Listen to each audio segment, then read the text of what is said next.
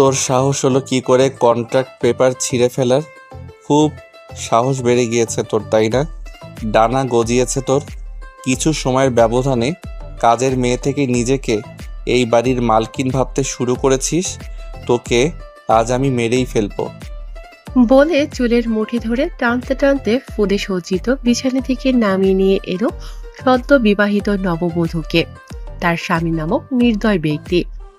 অঙ্কন ভাই, লাগছে আমার। মনে হচ্ছে মাথা থেকে সব চুল উপড়ে যাচ্ছে। মাথা ব্যথায় টনটন করছে। প্লিজ চুলের মুঠি ছাড়ুন অঙ্কন ভাই। খুব কষ্ট হচ্ছে আমার। দম বন্ধ হয়ে আসছে, বিশ্বাস করুন। আমি কোনো পেপার ছিঁড়িনি। আমি তো জানিও না আমাদের কন্ট্রাক্ট ম্যারেজ হয়েছে। গতকাল রাতে আপনি যখন আমার হাতে পেপার ধরিয়ে দিয়ে বলেছিলেন ঝটপট সাইন করে দিতে, ব্যাস আমি কিছু না পড়েই সাইন করে দিয়েছিলাম। তবে এখন বুঝেছি সেই পেপারটা কোনো সাধারণ পেপার ছিল না, ছিল আমাদের বিয়ের কন্ট্রাক্ট পেপার। যেখানে আমাদের সম্পর্কটাই একটা চুক্তির সম্পর্ক, ভিত্তিহীন, শুধুমাত্র কাগজের একটা সম্পর্ক টিকিয়ে রাখার জন্য আমি কেন কন্ট্রাক্ট পেপার ছিঁড়ে ফেলার দুঃসাহস দেখাতে যাব? দাদিমা যখন আমাকে আপনার রুমে নিয়ে আসে, তখন বড় বাবাকে আপনার রুম থেকে বের হতে দেখেছি আমি। তুই ঠিক কি মিন করছিস অজান্তা? তুই বলতে চাইছিস ড্যাড এই কাজ করেছে? দোহাই আপনার, বিশ্বাস করুন আমার কথা। আমি সত্যিই কিছু করিনি। একদম চুপ। আর একটা কথা বলবি তো একদম গুলি করে মাথার খুলি উড়িয়ে দিব। অঙ্কন চৌধুরীর বউ হওয়ার খুব শখ ছিল তোর, তাই না? তুই কি ভেবেছিলি একটা কাগজে নিজের নাম লিখে আর তিন কবুল বললেই তুই এই বাড়ির কাজের মেয়ে থেকে বাড়ির বউ হয়ে যাবি? মম ড্যাড সুইটহার্টের মতো আমার উপরও নিজের রাজত্ব দায়ের করতে পারবি? তোর এই আশা কখনো পূরণ হবে না অজান্তা। ভুলে যাস না, তুই এই বাড়ির কাজের মেয়ে, আর সারা জীবন কাজের মেয়ে হয়েই থাকবি। তোর মতো নর্দমার কীট অঙ্কন চৌধুরীর পায়ের তলায় থাকার যোগ্য বুকে নয়। না জানি কার না কার পাপের ফসল মম ড্যাড আমাদের বাসায় এনে রেখেছে, যেন এটা কোনো আশ্রয় কেন্দ্র। ইস, নেমপ্লেটে চৌধুরী মঞ্জিল না লিখে আশ্রয় মঞ্জিল লিখে দিলে বেশ ভালো হতো। এতে তোর মতো হাজারো অজান্তা, নামহীন, পরিচয়হীন বাবা মা ছাড়া মেয়েগুলো এইখানে আশ্রয় নিতে পারত। ড্যাড শুধুমাত্র তোকে আশ্রয় দিয়ে ক্ষান্ত হয়নি, এখন আবার আমার ঘাড়েও ঝুলিয়ে দিয়েছে। আপনি আমাকে যা ইচ্ছা হয় বলুন, মারুন, কাটুন, আমি কিচ্ছু বলবো না। কিন্তু আমার বাবা মা সম্পর্কে কোনো বাজে কথা বললে আমি কিন্তু আপনাকে ছেড়ে কথা বলবো না অঙ্কন ভাই। অজন্তার কথা শুনে অঙ্কন ক্ষিপ্ত হয়ে এসে অজন্তার গাল চেপে ধরে বলল, ও রিয়েলি?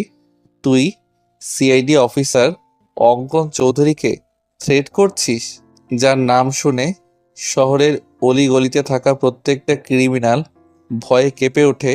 তুই তাকে ভয় দেখাচ্ছিস? ও শিট, আমার তো প্যান্ট ভিজে গেছে রে অজান্তা তোর থ্রেট শুনে। অঙ্কন এমনভাবে অজন্তার গাল চেপে ধরেছে যেন মনে হচ্ছে জল ভেঙে যাবে। অজন্তা কোনো মতে অঙ্কনকে ছাড়িয়ে অশ্রু ভেজা নয়নে বলল, হ্যাঁ, স্বীকার করছি আমি অজন্তা। আমার কোনো পরিচয় জানা নেই, কিন্তু আমিও কোনো বাবা মায়ের সন্তান। তাই কথায় কথায় আমার পরিচয় নিয়ে প্রশ্ন তুলবেন না অঙ্কন ভাই। আমি সত্যি আপনার মতো একজন সৎ ন্যায়বান সিআইডি অফিসার, যাকে তরুণ প্রজন্মের ছেলেমেয়েরা নিজের আইডল মনে করে, তার মতো একজন হতে চাই, যাকে নিয়ে প্রেস মিডিয়ার লোকজনদের গঞ্জনার শেষ নেই। অন্তত তার মুখ থেকে এমন কুরুচিপূর্ণ কথা কখনো আশা করিনি। তারা হয়তো জানে না, তারা যাকে নিজেদের আইডল মনে করে সে সবার সামনে যতটা ভালো মানুষ, ঠিক ততটাই নোংরা, কুৎসিত, অহংকারের জর্জরিত তার ভেতরটা। বাহ বাহ, তোর দেখে খুব উন্নতি হয়েছে অজান্তা। যে অঙ্কন চৌধুরীকে দেখলে ক্রিমিনালদের মতো তোরও কাঁপাকাঁপি শুরু হয়ে যায়। এতগুলো বছর আমাদের বাড়িতে থাকার পরও যার সম্মুখে দাঁড়িয়ে কথা বলতে পারিসনি, আর আজ তুই তার চোখে চোখ রেখে কথা বলছিস? Really I can't believe this. নাকি তুই নিজেকে আমার বউ ভাবতে শুরু করেছিস? বামন হয়ে চাঁদে হাত দেওয়ার স্বাদ থাকলেও সাধ্য নেই আমার। বড় বাবা রাস্তা থেকে তুলে এনে আমাকে নতুন একটা জীবন দিয়েছে। ফ্রিতে খাচ্ছি, থাকছি, পড়ছি, এটাই অনেক। আর কোনো চাওয়া পাওয়া নেই আমার। লাইক সিরিয়াসলি, তোর সত্যি আর কোনো চাওয়া নেই? তাহলে মরতে মরতে আমার রুমে কেন এসেছিস তুই? বেরিয়ে যা আমার রুম থেকে, তোকে সহ্য হচ্ছে না আমার। আমাকে নিয়ে যদি আপনার এতই সমস্যা, তাহলে কেন বিয়ে করলেন আমাকে? কেন বিয়ে নামক একটা চুক্তির মিথ্যা সম্পর্কে জড়িয়ে দিয়ে আমার জীবনটা নষ্ট করে দিলেন? কেন অঙ্কন ভাই, কেন? এসব প্রশ্ন আমাকে না করে তোর নিজেকে কর, উত্তর পেয়ে যাবি।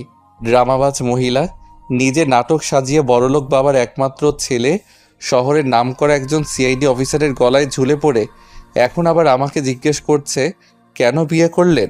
It's all because of you. আমি কোনো না। Stop all this nonsense. Don't say anymore. Just get out from my room. বলেই অঙ্কন অজান্তার হাত ধরে টানতে টানতে দরজার কাছে নিয়ে এসে দেখলো দরজা বাহিরে থেকে লক করা। মুহূর্তের মধ্যেই অঙ্কনের হাত মুষ্টিবদ্ধ হয়ে এলো, কপালে চিন্তার স্পষ্ট ছাপ দেখা গেল। নিজের রাগ কন্ট্রোল করতে না পেরে দরজায় পরপর 2-3টা লাথি মেরে দিয়ে বলল, ড্যাম ইট, কার এত বড় সাহস হলো আমার রুম বাইরে থেকে লক করার? অঙ্কনের কর্মকাণ্ডে আতঙ্ক হয়ে অজান্তা বলল, আপনি দয়া করে শান্ত হন অঙ্কন ভাই। আমি বড় মা বা দাদিমাকে ডাকছি, তারা এসে দরজা খুলে দিলে আমি এক্ষুনি বেরিয়ে যাব রুম থেকে। অজান্তা সবে বড় মাকে ডাক দিতে যাবে তার আগেই অঙ্কন ড্রয়ার থেকে একটা পিস্তল বের করে অজান্তার কপালে ঠেকিয়ে বলল, ভুলেও এই কাজ করতে যাবি না অজান্তা। এই 4 দেয়ালের মধ্যে যা হয়েছে, ভুলেও যদি মম, ড্যাড বা সুইটহার্টের কর্ণপাত হয়ে ট্রাস্ট মি, একদম গুলি করে তোর মাথার খুলি উড়িয়ে দিব। তারা যেন ঘুণাক্ষরেও আমাদের কন্ট্রাক্ট ম্যারেজের বিষয়ে, এমনকি আমাদের মধ্যকার দূরত্ব বুঝতে না পারে। অজান্তা চোখের পানি মুছে ঠোঁটে তাচ্ছিল্যের হাসি ঝুলিয়ে বলল, ড্রামাবাজ আমি না অঙ্কন ভাই, ড্রামাবাজ তো আপনি। নিজেকে কি অমায়িকভাবে প্রেস, মিডিয়া, পরিবারের সদস্যদের কাছে উপস্থাপন করেন, অথচ সামান্য একটা মেয়েকেই সম্মান দিতে জানেন না। আবার বলছেন আপনি যেভাবে সবার সামনে ভালো মানুষ হয়ে থাকার নাটক করেন, ঠিক একইভাবে আমাকেও আপনার পরিবারের সদস্যদের সামনে সুখী কাপলের নাটক করতে। এসব নাটক আপনার সাথে যায় অঙ্কন ভাই, আমার মতো কাজের মেয়ের সাথে না। লিসেন, তোর ওই নন স্টপ বকবক শোনার টাইম বা ইচ্ছা কোনোটাই আমার নেই।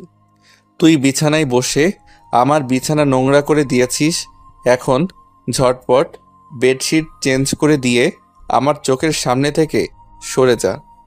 অজান্তা বেডশিট চেঞ্জ করে দিয়ে বলল, আপনি নিজেই তো দেখলেন দরজা বাইরে থেকে লক করা, তাহলে আমি রুমের বাইরে যাব কিভাবে?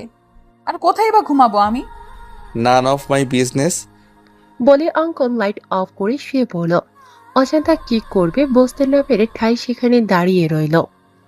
ফজরের আজানের মিষ্টি ধ্বনি কর্ণপাত হতেই তন্দ্রা কেটে যাওয়ার সাথে সাথে আপনা আপনি দর্শনেন্দ্রিয় খুলে যায় অজান্তার।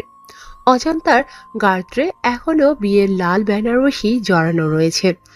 বিয়ে বাসরাত নিয়ে প্রত্যেকটা মেয়ের জীবনে নানা রকম জল্পনা কল্পনা থাকে। স্বামী নামক অপরিচিত ব্যক্তির জন্য মনের গহীনে কত শত স্বপ্নের জাল বোনা থাকে।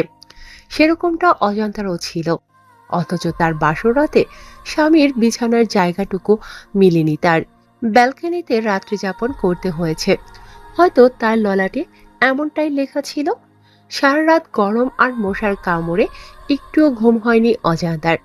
রাতে গহনাগুলো খুলে মেঝেতে রেখেছিল, সেগুলো মেঝে থেকে তুলে অঙ্কনের ড্রেসিং টেবিলের উপর খুব সতর্কতার সাথে রেখে অজান্তা পা টিপে টিপে ওয়াশরুমে চলে গেল। অজান্তা নামাজ পড়ার জন্য উঁচু করে এসে দেখে কোথাও জায়নামাজ নেই। পরক্ষণে অজান্তার চোখ পড়ে রাতে উঠিয়ে রাখা বেডশিটের ওপর। জায়নামাজ না পেয়ে অজান্তা বেডশিট বিছিয়ে ফজরের সালাত আদায় করে নেয়। অজান্তা নামাজ শেষ করে অগোছালো রুমটা পরিষ্কার করছে, এমন সময় দরজার বাহির থেকে আঞ্জুম আরা চৌধুরী গলা শুনতে পায়। দরজার অপর প্রান্ত থেকে আঞ্জুম আরা চৌধুরী বলছেন, সরি দাদু ভাই, আমি তোমাদের প্রাইভেসির জন্য বাইরে থেকে দরজা লক করে দিয়েছিলাম, যাতে তোমাদের বাসরাত আরও মধুময় হয়ে ওঠে, দুজন দুজনের মনের গহীনে পৌঁছে যেতে পারো। আই থিঙ্ক এতে তোমাদের উপকার হয়েছে। দরজা লক খুলে দেওয়া হয়েছে, ফ্রেশ হয়ে তাড়াতাড়ি নিচে এসো, সবাই অপেক্ষা করছে নবদম্পতির জন্য। দরজা খোলা পেয়ে অজান্তার নিজের রুমে চলে আসে চেঞ্জ করার জন্য। অজান্তা একটা চুড়িদার নিয়ে ওয়াশরুমে যাবে, এমন সময় নাতাশা চৌধুরী এসে বলল, অজান্তা, তুই এই রুমে কেন? তুই জানিস না বিয়ে হবার সাথে সাথে পরের ঘর নিজের ঘর হয়ে যায়? গতকাল থেকে বাবুর রুম তোরও রুম হয়ে গেছে। এখন থেকে তুই বাবুর রুমে থাকবি। আমি বাবুর রুমে গিয়ে দেখি বাবু ঘুমিয়ে আছে, কিন্তু কোথাও তোকে না পেয়ে আমার এখানে আসতে হলো। আসলে বড় মা, আমি অঙ্কন ভাইয়ের রুমেই ছিলাম, কিন্তু আমার কাপড় চোপড় সব কিছু এই রুমে রয়েছে, তাই চেঞ্জ করার জন্য এসেছি। আমি এক্ষুনি শাড়ি চেঞ্জ করে চুড়িদার পরিধান করে আসছি। তোকে শাড়িতে অনেক সুন্দর লাগছে অজান্তা, আমি তোর জন্য শাড়ি নিয়ে এসেছি। এখন কথা না বাড়িয়ে তাড়াতাড়ি শাওয়ার নিয়ে এই শাড়ি আর গতকাল তোর বড় বাবা যে গহনাগুলো তোকে দিয়েছে সেগুলো পরে নিচে আয়। ঠিক আছে বড় মা, তবে তোমার অসুস্থ শরীর, তুমি আবার কিচেনে যেও না কিন্তু। আমি চেঞ্জ করে এসে সবার জন্য নাস্তা রেডি করছি। তাছাড়া বেলি তো আছেই, ও আমাকে হাতে হাতে সাহায্য করবে। তুমি একদম আগুনের কাছে যাবে না বড় মা। নাতাশা চৌধুরী অজান্তাকে নিজের বুকে টেনে নিয়ে বলল, পাগলি মেয়েটা কত ভাবে আমার জন্য, এজন্যই আমি আর ইমতিয়াজ তোকে সারা জীবন আমাদের সংসারে রাখার লোভ সামলাতে পারিনি। এখন যা তো, ঝটপট রেডি হয়ে নিচে আয়। নাতাশা চৌধুরী বেরিয়ে গেল। অজান্তা তার দেওয়া প্যাকেট খুলে দেখে একটা কালো আর ব্লু কালারের জামদানি, দুইটা শাড়ি রয়েছে, তার সাথে প্রয়োজনীয় সবকিছু। অজান্তার দেরি না করে তাড়াতাড়ি রেডি হয়ে নিচে যাবে এমন সময় মনে পড়ে বড় মা তো গহনা নিতে বলেছিল, কিন্তু আমি তো ভুলক্রমে গহনাগুলো অঙ্কন ভাইয়ার রুমে রেখে এসেছি। এখন তার রুমে গেলে যদি আবার রাতের মতো বকাঝকা করে, যদি বন্দুক নিয়ে তেড়ে এসে তার বিখ্যাত ডায়লগ দিয়ে বলে, অজান্তা তুই আবার আমার রুমে এসেছিস কেন, এক্ষুনি বের হয়ে যা আমার রুম থেকে, অন্যথায় একদম গুলি করে তোর মাথার খুলি উড়িয়ে দেব। তখন কি জবাব দেব আমি? পরক্ষণেই মনে হলো এই টাইমে অঙ্কন ভাই জগিং করতে বের হয়, নিশ্চয় আজও তার ব্যতিক্রম হয়নি। আমি নিশ্চিন্তে গিয়ে আমার গহনাগুলো নিয়ে আসতে পারবো। এক বুক আশার সঞ্চার করে অজান্তা অঙ্কনের রুমের দিকে পা বাড়ালো। ফোন ভাইব্রেটের শব্দে ঘুম ভেঙে গেল অঙ্কনের। অঙ্কন তড়িঘড়ি করে উঠে ফোনের দিকে চোখ পড়তেই বলল, ও শিট, আমার জগিংয়ের সময় পার হয়ে যাচ্ছে আর আমি ঠিকই পাইনি। সব হয়েছে ওই ড্রামাবাজ মেয়েটার জন্য। ওর জন্যেই অনেক রাত পর্যন্ত জেগে থাকতে হয়েছে, যার কারণে আজ আমার জগিং মিস হয়ে গেল। অঙ্কন অজান্তাকে হাজারটা বকা দিতে দিতে ফ্রেশ হওয়ার জন্য ওয়াশরুমে প্রবেশ করতেই শ্যাম্পু বা সাবান জাতীয় কিছুর উপর স্লিপ হয়ে ঠাস করে মেঝেতে পড়ে যাওয়ার ফলস্বরূপ অনেকটা ভিজে যাওয়ার সাথে সাথে কোমরেও বেশ চোট পায়। বিরক্তিতে অঙ্কন মুখ থেকে জল জাতীয় শব্দ বের করে বলল, আমি স্পষ্ট বুঝতে পারছি আমার ওয়াশরুমে কেউ এসেছিল, কিন্তু কে হতে পারে? আমার অনুমতি ব্যতীত কারো সাহস হবে না আমার রুমে প্রবেশ করার। ও মাই গড, তার মানে ওই ড্রামাবাজ নোংরা মেয়েটা আমার ওয়াশরুমেও চলে এসেছে। তোর সাহস দেখে আমি অবাক হয়ে যাচ্ছি অজান্তা। এর জন্য তোর কঠিন শাস্তি ভোগ করতে হবে। I will teach you a good lesson, mind it. একে তো তোর জন্য আজকে জগিং করতে যেতে পারিনি, এখন আবার কোমরে ব্যথা পেতে হলো, আবার ভিজেও গিয়েছি। এখন তো শাওয়ার না নিয়ে বেরো হতে পারবো না, কিন্তু টাওয়েল তো আনিনি। অঙ্কন তাওয়াল নিতে আসবে এমন সময় রুম থেকে কারো পায়ের শব্দ শুনতে পেল। অঙ্কন ভাবছে নিশ্চয়ই সুইটহার্ট এসেছে। সে ওয়াশরুম থেকে হাঁক ছেড়ে বলল, সুইটহার্ট মাই ডার্লিং, আমার টাওয়েলটা একটু দিয়ে যাও তো। অজান্তা ভেবেছিল অঙ্কন ভাই নিশ্চয়ই রুমে থাকবে না। এই আশায় তার গহনাগুলো নেয়ার উদ্দেশ্যে অঙ্কনের রুমে এসে হাজির হয়েছিল, কিন্তু ওয়াশরুম থেকে তীব্র আওয়াজ শুনে বুঝতে পারে তার ধারণা ভুল। সে হাড়ে হাড়ে টের পাচ্ছে, যেখানে বাঘের ভয় সেখানেই সন্দেহ হয়, এই প্রবাদটার মানে। অজান্তা তড়িঘড়ি করে গহনাগুলো নিয়ে রুম থেকে বের হতে যাবে, তার আগে আবারও শুনতে পায়, সুইটহার্ট, কোথায় গেলে তুমি? দাও না আমার টাওয়েলটা। আমার কিন্তু শুধুমাত্র একটা হাফ প্যান্ট পরা। তুমি কি চাচ্ছ আমি হাফ প্যান্ট পরে তোমার সামনে আসি? তুমি টাওয়েল না দিলে আমি সত্যি সত্যি এই অবস্থায় তোমার সামনে চলে আসব। অজান্তা এদিক সেদিক তাকিয়ে বলল, দূর, কি মুসিবতে পড়ে গেলাম। এখন কি করব আমি? আমার কি তাকে সাহায্য করা উচিত? তাছাড়া অঙ্কন ভাই মনে করেছে রুমে তার সুইটহার্ট এসেছে, তাই আমি যদি টাওয়াল দিয়ে আসি তাহলে সে ভাববে সুইটহার্টই দিয়েছে। অজান্তা আকাশ কুসুম চিন্তা করে তাওয়াল নিয়ে দরজায় নক করল। অঙ্কনের মাথায় দুষ্টু বুদ্ধি চেপে বসে। অঙ্কন মুচকি হেসে বলে, সকাল সকাল সুইটহার্টের প্রেমের বইটা খুলে দিয়ে তাকে প্রেমের অতল সাগরে ভাসিয়ে নিয়ে গেলে কেমন হবে ব্যাপারটা? নিশ্চয়ই খুব বকা দিবে আমাকে। আমার কান মলে দিবে, দিক না। আমিও তো এমনটাই চাই। আমি আবারও সুইটহার্টের আগের মতো শাসন, আদর, ভালোবাসা পেতে চাই। বড্ড মিস করি শাসনগুলো। সে আদর, ভালোবাসা, শাসন পেতে আমাকে যদি এতটুকু দুষ্টুমি করতে হয়, করব আমি।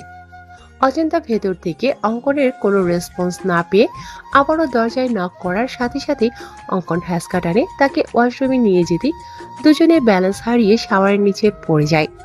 অজন্তা ভেতর থেকে অঙ্কনের কোনো রেসপন্স না পেয়ে আবারও দরজায় নক করার সাথে সাথে অঙ্কন হ্যাসকা টানে তাকে ওয়াশরুমে নিয়ে যেতেই দুজনে ব্যালেন্স হারিয়ে শাওয়ারের নিচে পড়ে যায়।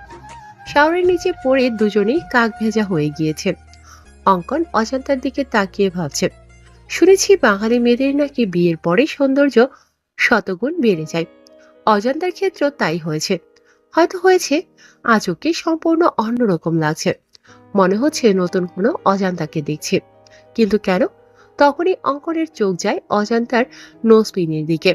অঙ্কন বুঝতে পারে অজান্তার সৌন্দর্যের বৃদ্ধির কারণ তার নোজপিন, যা এতদিন তার নাকে ছিল না। হঠাৎ করে নাক ফুল পড়েছে, যার কারণে তাকে সম্পূর্ণ অন্যরকম লাগছে। পরক্ষণেই অঙ্কন কি হচ্ছে বুঝতে পেরে তড়িঘড়ি করে অজান্তার ওপর থেকে উঠে অজান্তাকে বলল, হাউ ডেয়ার ইউ! তোর সাহস হলো কি করে পারমিশন ছাড়া আমার রুমে প্রবেশ করার?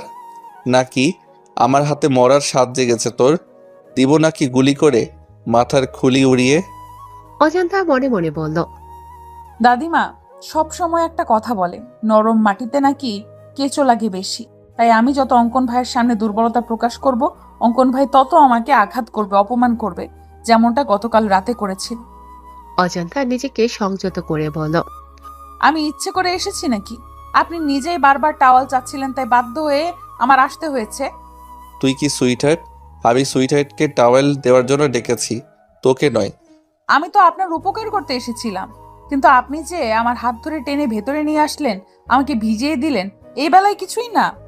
আর আমি কিছু বলতে গেলেই আপনার সেই চিরচেনা এক ডায়লগ দিবেন, একদম গুলি করে মাথার খুলি উড়িয়ে দিব। বলি কি, এ পর্যন্ত কয়টা মানুষের গুলি করে মাথার খুলি উড়িয়ে দিয়েছেন?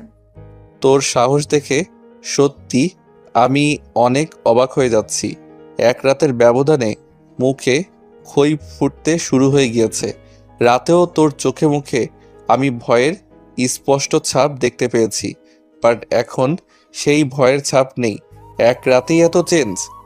আপনি বাঘ না ভাল্লুক যে আপনাকে ভয় পেতে হবে? হ্যাঁ, আগে ভয় পেয়েছি, কারণ তখন আপনি অন্য পুরুষ ছিলেন।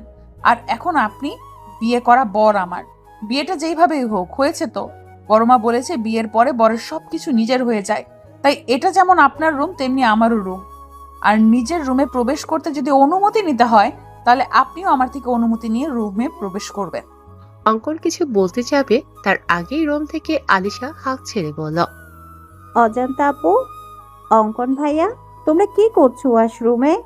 মাই গড, তোমাদের কি রুমে জায়গা কম পড়েছে যে ওয়াশরুমে গিয়ে রোমান্স করতে হচ্ছে? তোমাদের রোমান্স শেষ হলে তাড়াতাড়ি নিচে আসো, সবাই তোমাদের জন্য অপেক্ষা করছে। আলিশার সাড়া পেয়ে অজান্তা নিজের রুমে গিয়ে চেঞ্জ করে অন্য একটা শাড়ি পরে নিচে এসে দেখে সবাই ব্রেকফাস্ট না করে তাদের জন্য অপেক্ষা করছে। অজান্তার ডাইনিং টেবিলে এসে দেখে হরেক রকমের রেসিপি রান্না হয়েছে, যার মোমো গন্ধে পুরো বাড়ি ছড়িয়ে গিয়েছে। অজান্তা মেকি রাগ দেখিয়ে নাতাশা চৌধুরীকে বলল, তোমাকে বারণ করেছিলাম বড়মা কিচেনে যাবে না, তবু কেন অসুস্থ শরীর নিয়ে রান্না করতে গেলে? তাছাড়া ব্রেকফাস্টে তো ভারী কোনো খাবার খাওয়া হয় না, তাহলে আজ ঘটা করে এত আয়োজন কেন? তোকে হয়তো আমি গর্ভে ধারণ করিনি, কিন্তু সেই ছোটবেলা থেকে মায়ের আদর দিয়ে তোকে বড় করেছি। সে ছোট্ট মেয়েটা আজ নতুন জীবনের সূচনা করেছে। তার খুশির জন্য আমার এইটুকু কষ্ট কিছুই না। সাধারণত বিয়েতে কত বড় আয়োজন করা হয়, আমরা তো সেই ধরনের কিছুই করিনি, তাই নিজের সামান্য কিছু ট্রাই করেছি। অবশ্য আমি একা করিনি, আলিশা বেবিও সাহায্য করেছে আমাকে। অজান্তা নাতাশা চৌধুরীকে জড়িয়ে ধরে বলল, তোমাকে জড়িয়ে ধরলে কেন আমি মায়ের ফিল, আমার মায়ের গন্ধ পাই বড়মা? কেন মনে হয় তুমি আমার গর্ভধারিণী মা? তুই আমার নিচের পেটের মেয়ে, তাই হয়েছে। শান্তি, এবার কথা না বাড়িয়ে তাড়াতাড়ি খেতে বস। আমি তোদের তিনজনকেই নিজের হাতে খাইয়ে দিব, কিন্তু বাবু এখনো আসছে না কেন? মম, ওই যে দেখো ভাইয়া চলে এসেছে। এখন তাড়াতাড়ি খেতে দাও তো, খুব খিদে পেয়েছে। ব্রেকফাস্টে আজ এত এত খাবার খেতে পারবো কখনো ভাবিনি। এসব কিছু হয়েছে অজান্তা আপুর জন্য। ধন্যবাদ আপু। হয়েছে, আর এত ধন্যবাদ দিতে হবে না। অঙ্কন চেয়ার টেনে আর চোখে অজান্তার দিকে তাকিয়ে বলল, সকাল সকাল ড্রামা শুরু করে দিয়েছে, ড্রামাবাজ মহিলা একটা। অঙ্কন বসা মাত্রই আঞ্জুমারা চৌধুরী অঙ্কনকে ফিস ফিস করে বলল, হোয়াট হ্যাপেন দাদু ভাই? সকাল সকাল দুজনেরই চুল ভেজা, দাল মে কুছ কালা হ্যায়। অঙ্কন মাথা চুলকাতে চুলকাতে বলল, তুমি যেরকম ভাবছো সেরকম কিছুই হয়নি সুইটহার্ট। এরকম দিন আমিও পার করে এসেছি দাদু ভাই। চুলে পাক এমনি এমনি ধরেনি। বিয়ের পরের কয়েকটা মাস হচ্ছে মধু মাস। মধুরাজাদ আর মধুরানীর থেকে মধু সংগ্রহ করবে, এটাই স্বাভাবিক। এতে এত লজ্জা পাওয়ার কি আছে? অঙ্কন প্রসঙ্গ পরিবর্তন করতে বলল, মম কোথায় সুইটহার্ট? তাড়াতাড়ি ব্রেকফাস্ট দিতে বলো তো, আমার একটু তাড়া আছে, বেরোতে হবে আমাকে। বিয়ের পরের দিনই নতুন বউ ছেড়ে কোথায় যাবে দাদু ভাই? ইনভেস্টিগেশনে যেতে হবে সুইটহার্ট। তুমি তো ছুটিতে রয়েছো, তাহলে আবার ইনভেস্টিগেশনে কেন? নতুন নতুন বিয়ে করছো, কোথায় বউকে একটু সময় দিবা, আদর আহ্লাদ করবা, তা নয়তো সেই ছুটছো ইনভেস্টিগেশনে। অন্য অফিসার তো আছে, তারা ঠিক সামলে নিবে। তোমার কাছে কোথাও যেতে হবে না। গ্রাম থেকে কিছু মেহমান আসবে, বিকালে ছোটখাটো প্রভাতের অনুষ্ঠানের আয়োজন করা হয়েছে। তুমি কোথাও যাচ্ছ না, বাস। এমনটা হয় না সুইটহার্ট, থানায় 4টা মিসিং ডায়েরি এসেছে বাচ্চা নিখোঁজ হওয়ার, যার ইনভেস্টিগেশনের সম্পূর্ণ দায়িত্ব পড়েছে আমাদের সিআইডি টিমের উপর। আর ডিপার্টমেন্টের আমি একজন সিনিয়র সিআইডি অফিসার হয়ে হাত পা গুটিয়ে বাড়ি বসে থাকতে পারি না সুইটহার্ট। একটার পর একটা বাচ্চা নিখোঁজ হচ্ছে এতিমখানা থেকে, আর আমাদের সন্দেহ এতিমখানার সাথে জড়িত কেউ এই কাজ করেছে। হয়তো সে বাচ্চা পাচারকারীদের সাথেও জড়িত। তাই আরও বাচ্চা মিসিং হওয়ার আগেই আমাদের অপরাধীদের ধরতে হবে। নাতাশা চৌধুরী কিচেন থেকে পায়েসের বাটি নিয়ে আসছিল ডাইনিং এর দিকে। এমন সময় এতিমখানার কথা শুনে অঙ্কনকে জিজ্ঞাসা করলো, কোথায় যাবি বাবু? তুই না ছুটি নিলি? কুসুমপুর এতিমখানায় মম। কুসুমপুর এতিমখানার কথা শুনে নাতাশা চৌধুরীর হাত থেকে পায়েসের বাটির নিচে পড়ে বাটিতে থাকা পায়েস মেঝেতে ছড়িয়ে ছিটিয়ে যায়। তুমি শুধু শুধু টেনশন করছো বৌমা। তুমি যেরকম ভাবছো সেরকম কিছুই হবে না, দেখো। আম্মা, কুসুমপুর এতিমখানায় গিয়ে যদি বাবুর অতীত তার সামনে চলে আসে, বাবু যদি ওর নিজের সম্পর্কের সবটাই জেনে যায়, আর যদি আমাদের ভুল বুঝে দূরে সরে যায়, তখন কি নিয়ে বাঁচবো আমি? তুমি অযথা টেনশন করছো। তাছাড়া তুমি কোনো অন্যায় তো করোনি। তোমার প্রয়োজন ছিল একটা সন্তানের, আর দাদু ভাইয়ের প্রয়োজন ছিল একটা পরিবার, মা বাবা। দাদু ভাই একটা পরিবার পেয়েছে, তুমি পেয়েছো একটা সন্তান। যদিও তুমি দীর্ঘ 8 বছর পরে একটা মৃত সন্তান জন্ম দিতে সক্ষম হয়েছিলে, কিন্তু সে তো আর পৃথিবীর আলো দেখতে পারেনি। না না আম্মা, আমি মৃত সন্তান জন্ম দেইনি। যদিও চেক আপ করে আমাকে বলা হয়েছিল আমার ছেলে সন্তান হবে, কিন্তু আমার স্পষ্ট মনে আছে যখন আমার জ্ঞান ছিল আমি কন্যা সন্তানের কান্নার আওয়াজ পেয়েছিলাম।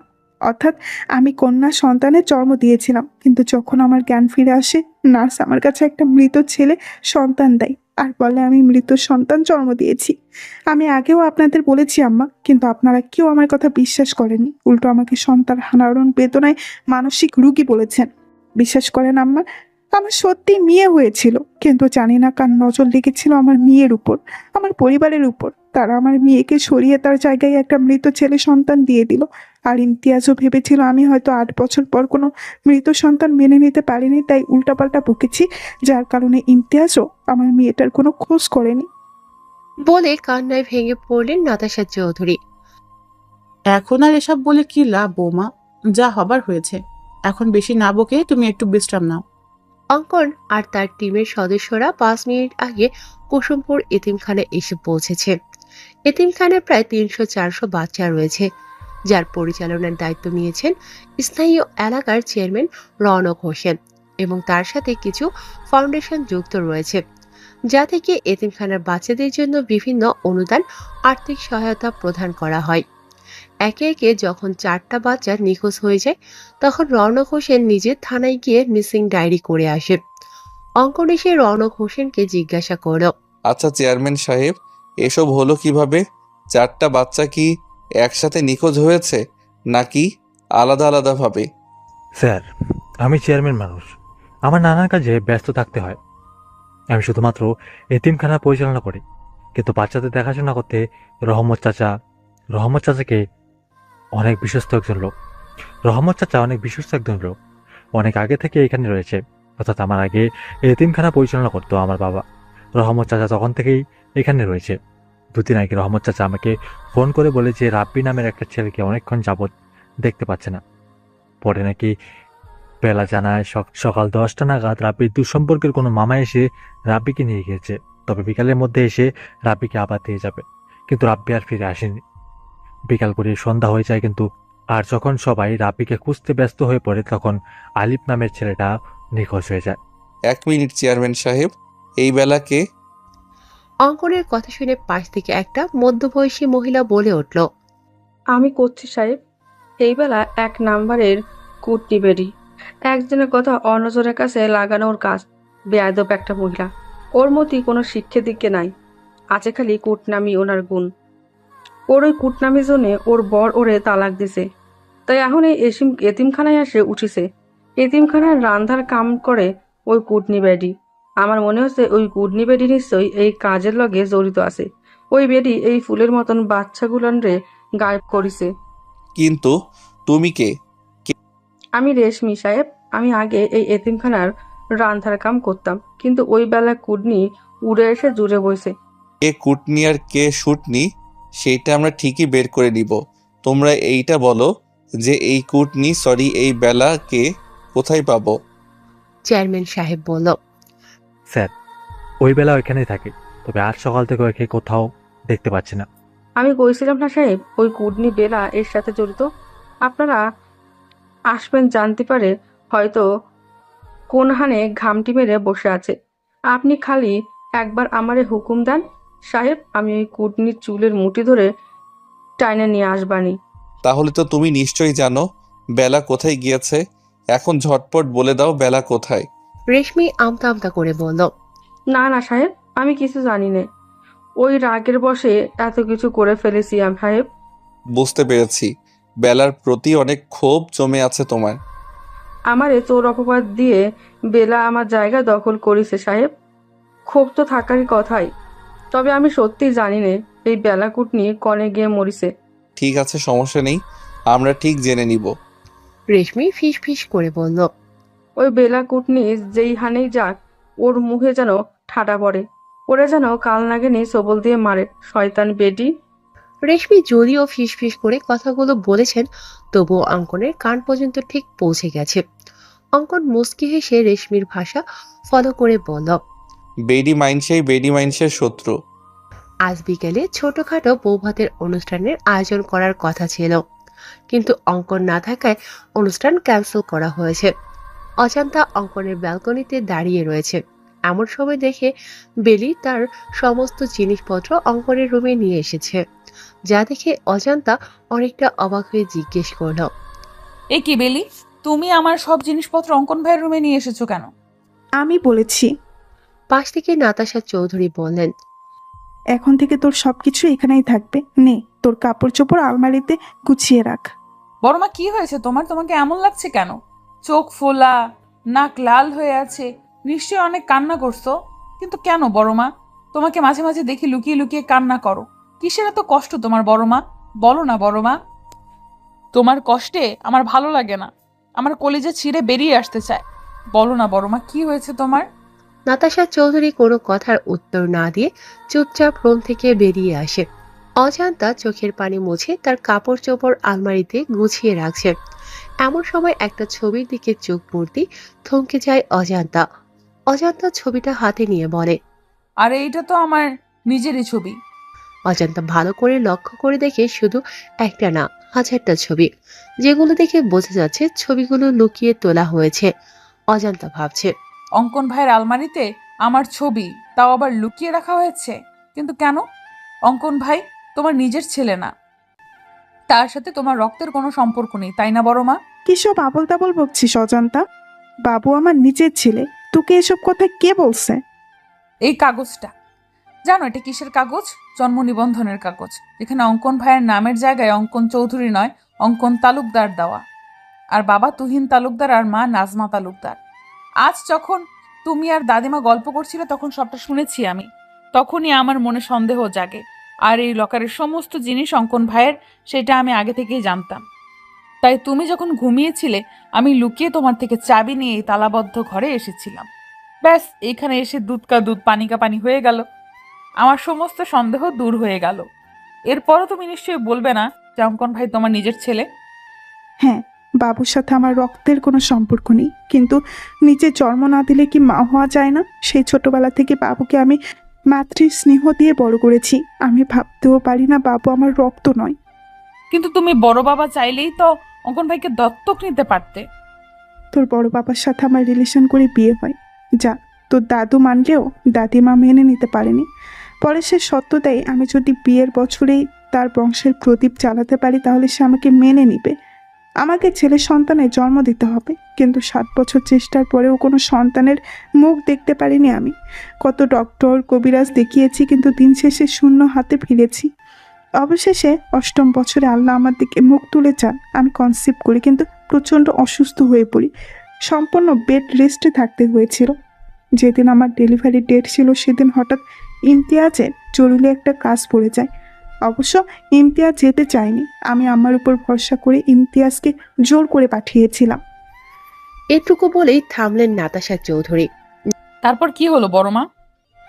আমাকে ওটিতে নেওয়া হলো। আমার মেয়ে হয়েছিল, কিন্তু আমাকে বলা হয়েছিল আমার ছেলে সন্তান হয়েছে, তবে জীবিত নয়, মৃত সন্তান। প্রচণ্ড ভেঙে পড়ি আমি। কিছুদিন পরে যখন সুস্থ হই তখন ডাক্তার জানিয়ে দেয় আমি কখনো মা হতে পারবো না। এই কথা শুনে তো দাদিমা ইমতিয়াজকে বলে আমাকে ডিভোর্স দিতে, কিন্তু ইমতিয়াজ আমাকে ডিভোর্স দেয় না। এতে আম্মা ইমতিয়াজের উপরও রেগে যায়। তারপর? আমরা কুসুমপুরে এতিমখানায় সন্ধান পাই। সেখানে গিয়ে বাবুকে মনে ধরে আমার। আমি তাকে দত্তক নিতে চাই, কিন্তু তোর দাদিমা নিতে নারাজ ছিল। তার এক কথা, দত্তক নিলে ওই ছেলের ঠাঁই হবে না চৌধুরী মঞ্জিলে। আমার কথা অনুযায়ী বাবুকে দত্তক নিতে পারি না। বাবু তখন বাচ্চা ছেলে ছিল, কিছু বোঝার বয়স হয়নি তখন। ও জানে আমরাই ওর বাবা মা, কিন্তু এখানে থেমে থাকেনি। বাবুকে চৌধুরী মঞ্জিলে আনার পর এতটুকু বাচ্চাকে বারবার প্রাণে মেরে ফেলার চেষ্টা করা হয়েছে। কে বা কারা এমন করেছে আমরা বুঝতেও পারিনি। পরে অনেক চিন্তা ভাবনা করে বাবুকে কানাডা পাঠিয়ে দিই আমার বোনের কাছে। আমার বাবু বিডিতে ফেরার সময় তো তুই চৌধুরী মঞ্জিলে ছিলি। এরপরের ঘটনা তো অজানা নয়। হ্যাঁ, কিন্তু একটা বিষয় আমি কিছুতেই বুঝতে পারছি না। কোন বিষয়? স্কুল কলেজে ভর্তি হওয়ার সময় তো বিভিন্ন কাগজপত্র লাগে, সেখানে অঙ্কন ভাই তার আসল বাবা মার নাম দেখেনি? আমরা টাকা দিয়ে নকল কাগজপত্র বানিয়েছিলাম, যেখানে আমার আর তোর বড় বাবার নাম ছিল। তোর কাছে একটা অনুরোধ, তুই বাবুকে এই বিষয়ে কিচ্ছু বলবি না। কিছু কথা না হয় অজানাই থাক। তুমি চিন্তা করো না বড় মা, আমি অঙ্কন ভাইকে কখনো এই বিষয়ে কিছুই বলবো না। নাতাশা চৌধুরীর অজান্তার কপালে চুমু দিয়ে বলল। রাত 11টা বেজে গিয়েছে, এখন বাবু ফিরল না। ফোনটাও বন্ধ বলছে।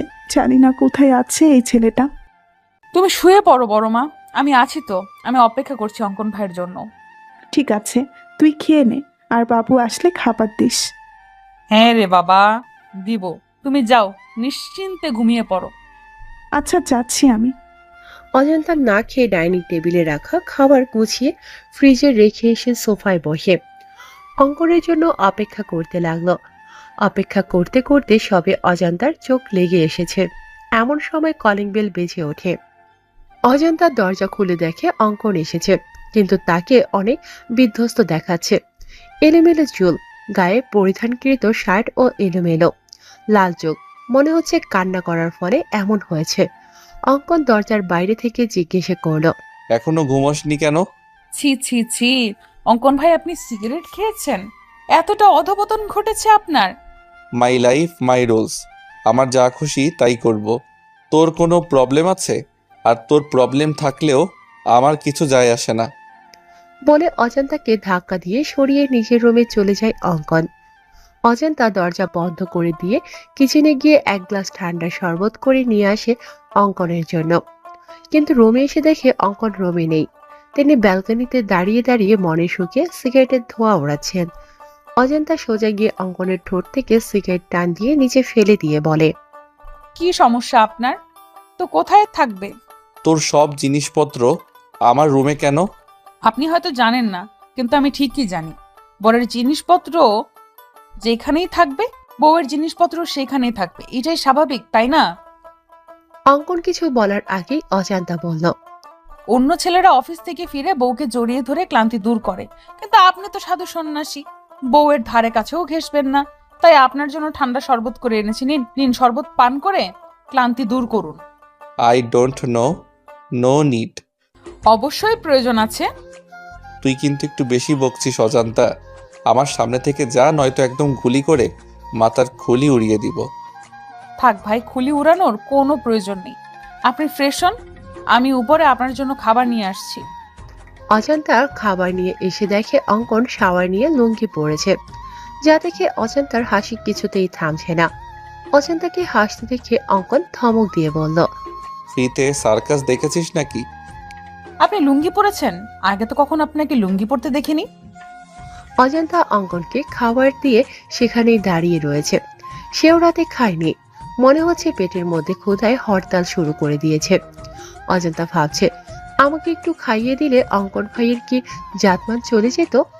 অজান্তার মুখের কথা মুখে থাকতেই অঙ্কন জিজ্ঞেস করলো, কেন, তুই কি চোখে কম দেখিস? লুঙ্গি আমি প্রতি রাতেই ঘুমাতে যাওয়ার আগে পরি। তুই নিশ্চয়ই আমার সাথে ঘুমাস না, যে তাই দেখতে পাবি। আর গরমকালে লুঙ্গি মানেই এসি। লুঙ্গি থাকলে এসি জ্বালানোর কোনো প্রয়োজন হয় না। এখন বেশি কথা না বলে খাবার রাখ আর বিদায় হ। রাতে খেয়েছিস তুই? ব্যাস এইটুকু কথায় অজান্তার মনে যেন প্রেমের বইটা বইতে শুরু করলো। অজান্তা অনেকটা অভিমানে সুরে বলল, আমার ক্ষুধা নেই। আমি জিজ্ঞেস করেছি খেয়েছিল কিনা, ক্ষুধা আছে কি নেই এটা জিজ্ঞেস করিনি। বেশ অপমান বোধ করে অজান্তা। অজান্তা ভাবছে রুম থেকে বেরিয়ে যাবে, কিন্তু তার আগেই অজান্তাকে অবাক করে দিয়ে অঙ্কন এক লোকমা খাবার অজান্তার মুখের সামনে তুলে ধরে। যা দেখে খুশিতে অজান্তার চোখে পানি চলে আসে। অজান্তা আবেগে আপ্লুত হয়ে জিজ্ঞেস করে, আমাকে ভালোবাসেন অঙ্কন ভাই? দেখতে দেখতে কেটে গেল কয়েকদিন। কেসের ইনভেস্টিগেশন চলছে, কিন্তু কাঙ্ক্ষিত কোনো তথ্য বা প্রমাণ এখনো পাওয়া যায়নি। অঙ্কন এতিমখানার সব বাচ্চাদের চকলেট দিয়ে তাদের মনোরঞ্জন করার পর তাদের জিজ্ঞাসা করছে তারা কিছু জানে বা দেখেছে কিনা। এমন সময় অঙ্কনের ফোন বেজে উঠল। অঙ্কন কল রিসিভ করে বলল, হ্যাঁ ঈশান বলো, ওই দিকের কি খবর, কিছু জানতে পেরেছো কি? হ্যাঁ স্যার, এতিমখানা থেকে 3 কিলো দূরে একটা জঙ্গল রয়েছে। ওই জঙ্গলে বেলা নামের মহিলাটার লাশ পাওয়া গেছে। আমরা আশেপাশের লোকদের ছবি দেখে জিজ্ঞেস করেছি, তারা নিশ্চিত করেছে এটা বেলার লাশ। মনে হচ্ছে মাথায় আঘাতের ফলে এর মৃত্যু হয়েছে। কিভাবে মৃত্যু হয়েছে সেটা তো ফরেনসিক রিপোর্ট এলে জানা যাবে। তুমি এক কাজ করো, লাশটাকে ফরেনসিক ল্যাবে পাঠিয়ে দাও। জি স্যার, আমি এক্ষুনি পাঠিয়ে দিচ্ছি। তবে স্যার, একটা বিষয় আমার মাথায় কিছুতেই ঢুকছে না। আমরা তো বেলাকেই সন্দেহ করেছিলাম, আর আশ্চর্যজনকভাবে সেই বেলাই খুন হয়ে গেল। কিন্তু কেন? বেলা নিশ্চয়ই এমন কিছু জানতে পেরেছিল বা দেখেছিল যা খুনির জন্য কাল হয়ে দাঁড়িয়েছিল। ব্যাস, তারা পথের কাঁটা সরিয়ে দিয়েছে। এই বেলা বেঁচে থাকলে আমাদেরকে অনেক তথ্য দিয়ে সহায়তা করতে পারত, কিন্তু কোনো ব্যাপার না। এই বেলায় আমাদের পৌঁছে দিবে আসল অপরাধী পর্যন্ত। তুমি ফরেনসিক ল্যাবে চলে যাও, আমিও আসছি। ঠিক আছে স্যার। হ্যাঁ, উক্টর রবিন কিছু জানতে পারলেন? হ্যাঁ অঙ্কন, আনুমানিক 4 ঘন্টা আগে বেলা মারা গিয়েছে। তবে এই বেলার মৃত্যু আঘাতের ফলে হয়নি। তাহলে কিভাবে হয়েছে? বিষের কারণে। বেলাকে বিষ দিয়ে মারা হয়েছে। এই দেখো, ওর ঠোঁট গলা কেমন নীল হয়ে গিয়েছে। আমি হয়তো খুনিকে এটা বলতে পারবো না, কিন্তু বেলাকে বিষ কে দিয়েছে সেটা বলতে পারবো। ডক্টর রবিনের কথা শুনে ঈশান বলল, কিভাবে স্যার? এই যে এই পানির বোতলটা, যেটা বেলার লাশের কাছে পড়েছিল, আমি এই বোতলে দুজনের ফিঙ্গারপ্রিন্ট পেয়েছি। যার একটা বেলার ফিঙ্গারপ্রিন্টের সাথে ম্যাচ করছে, আরেকটা ফিঙ্গারপ্রিন্ট হচ্ছে সেই ব্যক্তি যে বেলাকে এই বিষ দেওয়া পানি খেতে দিয়েছিল। অঙ্কন বলল, এবার আমার কাছে বিষয়টা একদম পানির মতো পরিষ্কার হয়ে গেল। মানে কেউ বেলাকে জঙ্গলে ডাকে, এরপর বেলা যখন জঙ্গলে যায় তখন কেউ বেলাকে পেছন থেকে মাথায় ভারী কিছু দিয়ে বাজেভাবে আঘাত করে। বেলা মৃত্যু যন্ত্রণায় ছটফট করতে থাকে। তার পানির তেষ্টা পায়। শেষবারের মতো হয়তো পানি খেতে চেয়েছিল।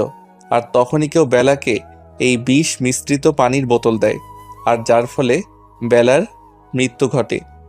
একদম ঠিক বলেছ অঙ্কন, বেলার সাথে এমনটাই হয়েছে।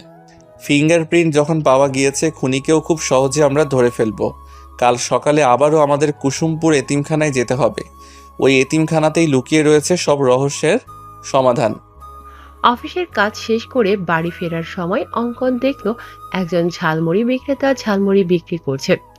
অঙ্কন ভাবলো ড্রামাবাজ মেয়েটা ঝালমুড়ি খুব পছন্দ করে। ঝালমুড়ি পেলে যেন দিন দুনিয়া সব ভুলে যায়।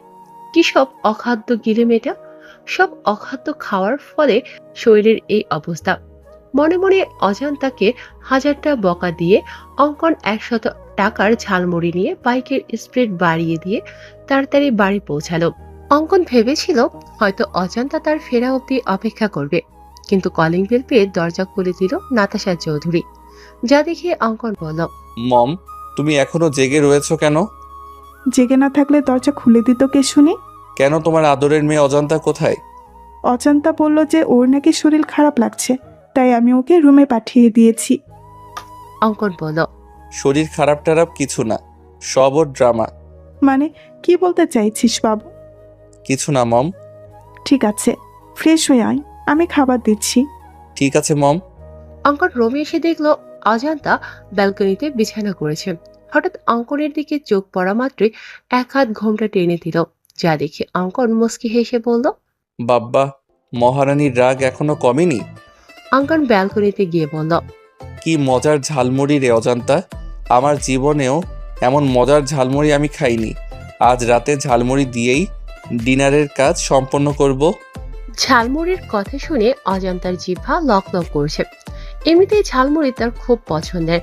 অজান্তা সামান্য একটু ঘোমটা সরিয়ে দেখলো অঙ্কন সত্যি সত্যি ঝালমুড়ি খাচ্ছে।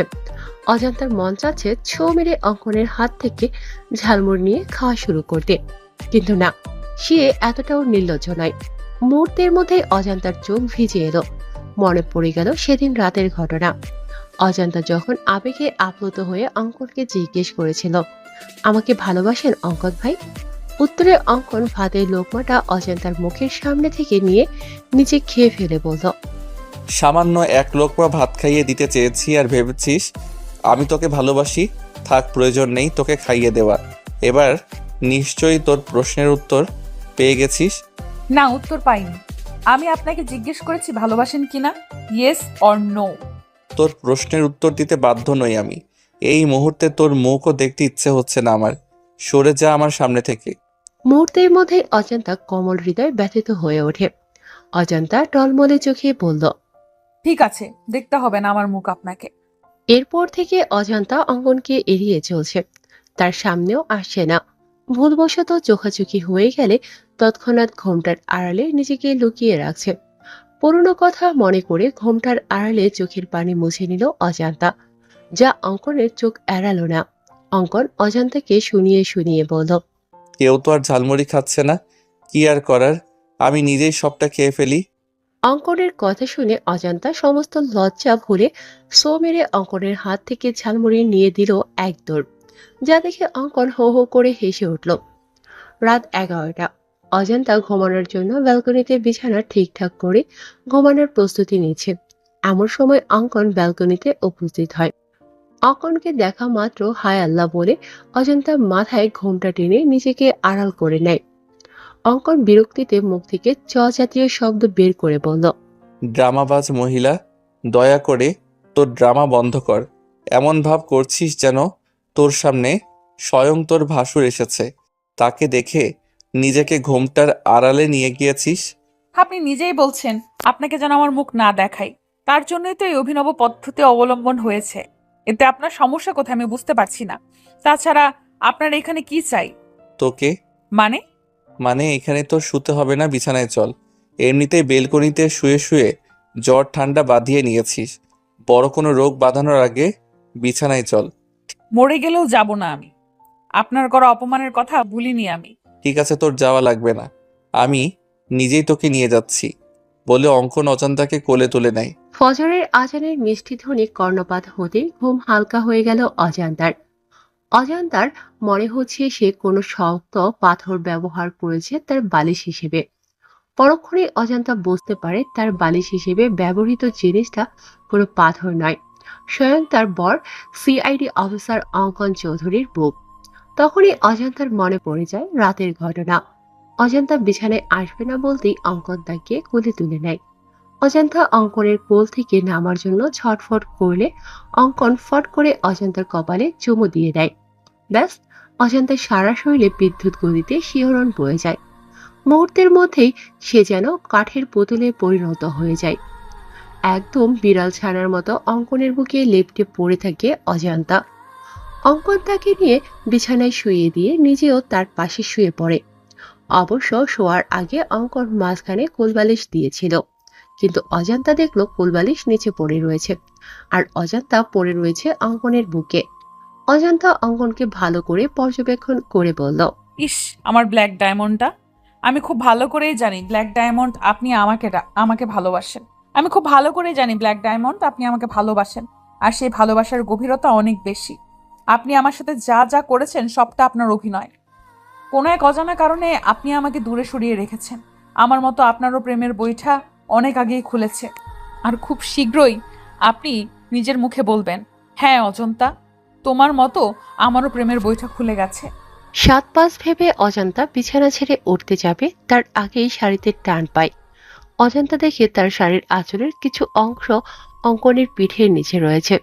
অজান্তা এসে আবারও অঙ্কনকে জড়িয়ে ধরে বলে, আচ্ছা ব্ল্যাক ডায়মন্ড, আপনি কালা আমি ধলা, আমাদের পোলাপাইন কি কালা ধলার সংমিশ্রণে বেগুনি কালারের হবে? বুকের উপর ভারী কিছু অনুভব করতে অঙ্কনের ঘুম ভেঙে যায়। ঘুম ভাঙতেই দেখে অজান্তা তার বুকের উপর বিড়াল ছানার মতো লেপ্টে রয়েছে, যা দেখে অঙ্কনের ইচ্ছে হয় না অজান্তাকে জাগাতে। সে চোখ বুজে ঘুমের ভান ধরে পড়ে থাকে, কিন্তু অজান্তার আজগুবি কথা শুনে সে আর স্থির থাকতে পারে না। অঙ্কন এক ঝটকায় অজান্তাকে নিজের থেকে সরিয়ে ধমক দিয়ে বলে, what the hell are you? অঙ্কনের ধমকে অজান্তা ভয় পাওয়ার পরিবর্তে দাঁত কেলিয়ে বলে, বলেন না অঙ্কন ভাই, আমাদের পোলাপাইন কি বেগুনি কালারের হবে? এই জন্যই কথাই বলে বানরদের বেশি লাই দিতে নেই। বেশি লাই পেয়ে তারা ঠিক এইভাবে মাথায় উঠে নাচতে শুরু করে। অনেক নেচেছিস, এবার নাম আমার বিছানা থেকে। অজান্তা বিছানা থেকে নেমে ওয়াশরুমের দিকে যেতে গিয়ে ফিরে এসে অঙ্কনের দু গালে 2টা চুমু দিয়ে বলল, আমি কখনো কারোর কাছে ঋণী থাকি না। আপনি রাতে আমাকে একটা চুমু দিয়েছিলেন, তাই এখন আমি সুদ সহ 2টা ফেরত দিলাম। হিসাব একদম বরাবর। বলে অজান্তা ওয়াশরুমে চলে গেল। অজান্তার যাওয়ার পানে তাকিয়ে অঙ্কন বলল, আমিও দেনাদার হয়ে থাকতে পছন্দ করি না। পাওনাদারকে তার পাওনা ঠিক সময় পরিশোধ করে দিতে পছন্দ করি। বলে আবারও ঘুমের রাজ্যে পাড়ি জমালো অঙ্কন। অজান্তা ফজরের নামাজ আদায় করে নিচে এসে দেখল নাতাশা চৌধুরী কিচেনে রান্না করছে। অজান্তা অবাক হয়ে জিজ্ঞেস করলো, এ কি বড় মা, এত সকাল সকাল তুমি কিচেনে কেন? তোমার ক্ষুধা লেগেছে আমাকে বলতে পারতে, আমি নাস্তা তৈরি করে দিতাম। তুমি শুধু শুধু কষ্ট করে এত সকাল সকাল উঠতে গেলে কেন? আমাদের এক জায়গায় যেতে হবে অজান্তা, তার জন্যই সকাল সকালে রান্না বসিয়েছি। তোর দাদিমারও যাওয়ার কথা ছিল, কিন্তু ওনার নাকি হুট করে মাথা ব্যথা শুরু হয়েছে। তাই আমি আর তুই যাবো। তুই দাঁড়িয়ে না থেকে আমার কাছে হাত লাগা, আবার বিকেলের মধ্যে ফিরতে হবে তো। ঠিক আছে বড় মা, বলো কি করতে হবে আমাকে? তুই ছোলার ডালটা ধুয়ে প্রেশার কুকারে দিয়ে দে, আমি লুচির জন্য ময়দা মেখে রাখি। বাবু কিছুদিন থেকে লুচি আর ছোলার ডাল খেতে চাইছে, তাই ভাবলাম আজ বাবুর পছন্দের লুচি আর নারকেল দিয়ে ছোলার ডাল করি। ঠিক আছে বড় মা, তাহলে আজকে সকালের নাস্তা একদম জমে ক্ষীর হবে। তোমার হাতে লুচি আর ছোলার ডাল, উফ, এখনই জিভে জল চলে এসে গেছে। হয়েছে হয়েছে, এত আলু দিতে হবে না। অজান্তা আর নাতাশা চৌধুরী রান্না করছে, এমন সময় সেখানে বেলি উপস্থিত হয়। বেলিকে দেখে নাতাশা অজান্তাকে বলল, তুই এখন যা, রেডি হয়ে নে, রান্না প্রায় হয়ে এসেছে, বাকিটা আমি আর বেলি করে নিচ্ছি। ঠিক আছে বড় মা।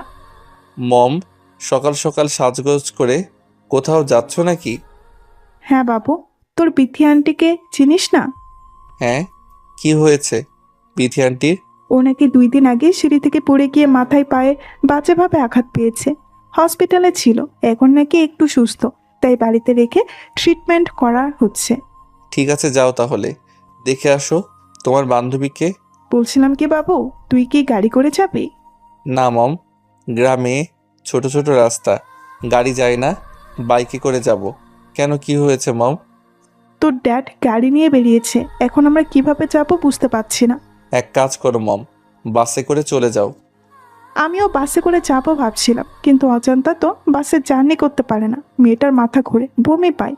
ওর জন্যই তো, না হলে আমার কোনো সমস্যা ছিল না। অজান্তাও যাবে? বলতেই অঙ্কনের চোখ যায় সিঁড়ি বেয়ে নেমে আসা নববধূর দিকে। ফর্সা গায়ের কালো জামদানি শাড়িটা একদম ফুটে রয়েছে, কোমর পর্যন্ত কোকড়ানো চুলগুলো যেন সমুদ্রের ঢেউ খেলে যাচ্ছে। মুখে নেই কোনো ভারী মেকআপ।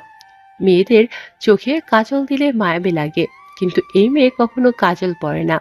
চোখে আইলাইনার আর ঠোঁটে সামান্য একটু লিপস্টিক, ব্যাস, এতেই যেন তার শ্বাস পরিপূর্ণ হয়ে উঠেছে। অঙ্কনের কাছে মনে হচ্ছে সিঁড়ি দিয়ে ফুটন্ত কোনো গোলাপ নেমে আসে।